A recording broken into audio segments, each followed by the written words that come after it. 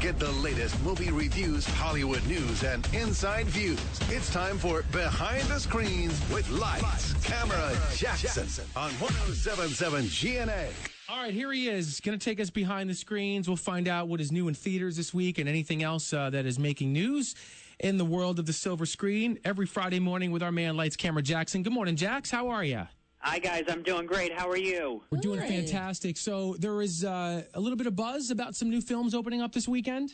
Yes, one of them being The Hitman's Bodyguard. This is Ryan Reynolds and Samuel L. Jackson. So if you love Deadpool, which I didn't, but if you love Deadpool, you'll like Ryan Reynolds' character in this because he's very snarky. He's got the wisecracks once again. And then Samuel L. Jackson, of course, Nick Fury in the Avengers movies, but he likes to spew out that foul-mouthed language in a lot of his movies as well. So they clash. One's the Hitman, the other's the Bodyguard. I saw this about a week ago. I didn't think it was very funny. If you're into cheap humor and a story that's completely forgettable after you see it, then The Hitman's Bodyguard is for you. Otherwise, do not see it this weekend. You know, over the last few days, I've been seeing previews for this, and they use Whitney Houston's Bodyguard, like the movie. Like, is it a play on that?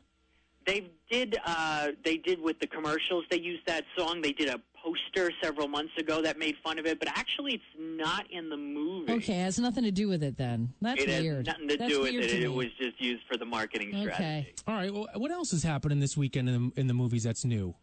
There's a film called Step, and I really want to talk about this because I think it's the best film of the year so far. So it's a documentary about this girls' step team from Baltimore, Maryland. Now, step, you could say it's a form of dance, but it's more a form of expressionism, and it's about this team trying to get to this competition at the end of the year. But you think you've seen all these movies like that. The real story is that it's about three specific girls on this team, and they're trying to get into college because it's their senior year in high school. And so the stories are really, really compelling. It's surprisingly emotional. It's only an hour and 20 minutes, but it packs so much in. You're going to be deeply moved by this film. I recommend that everybody goes to see Step this weekend. You know, when you see the title without the explanation, you think that it's like another, Nick Cannon movie where, like, you got served. No, you got served. You got stepped. You got sidestepped. You got overstepped. Right. Doesn't seem like it's that kind of film. No, it's a surprisingly strong documentary because, again, we've seen so many of these movies, fictional movies and real-life movies, about an underdog team struggling to win. But it's those stories that will really touch you. All right. Anything else any other places you want to take us behind the screens this morning, Jax? I think Logan Lucky is another big movie. Here's what people are going to need to watch out for is the fact that Hitman's Bodyguard and Logan Lucky, which is a heist movie with Channing Tatum, both going after that same guy audience. So I really think the money when it comes to box office this weekend is going to be split between those two movies, and you could see Annabelle win the weekend again. How's Tom Cruise doing? I know they said he broke his ankle on the set of Mission Impossible 6. He did, yes. So he's going to need a full recovery, about 8 weeks' time to get back to Mission Impossible 6. They have shut down production, but they are keeping the July 27, 2018 release date. But, yeah, if you watch the video, you think, you thought he was supposed to land on the top of the building. He wasn't supposed to land at that moment. He just kind of hit it with his foot a little differently towards the side of the building. And, but, yeah, hope he's doing much better over the coming weeks. All right, and I'm going to put you to the test with a quick quiz. What Hollywood female made the most money according to Forbes in 2017?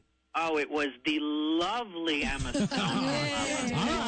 He was not prepared. I just wanted to make sure how screeny you were there, Mr. Behind the Screens. Oh, thanks, yes, because I'm on 3 hours sleep after a whirlwind day in New York of 2 movies, Groundhog Day the musical, and I ran into Regis yesterday. It was a heck of a day. Hey, listen, we have 30 seconds. Does Regis hate the new show with Seacrest and Kelly? I didn't ask him about that, but I asked him about the fact that he's turning 86 next Friday. How is he feeling? He says he's feeling great. I have my birthday next Saturday, so we talk about that. Going to put some things up online later today. And I really do want to say Groundhog Day the musical is only open for another month on Broadway. Please go see it. The second act especially is simply incredible. So please, if you need a Broadway show to see, go see Groundhog Day the musical. Jax, you're the best. If people want more from you, how can they do that? Lights-camera-jackson.com. I'm on YouTube as well, and Twitter at LCJ Reviews. Have Thanks, a great Jackson. weekend, buddy. We'll talk to you next Friday. Thanks, everybody. Bye-bye.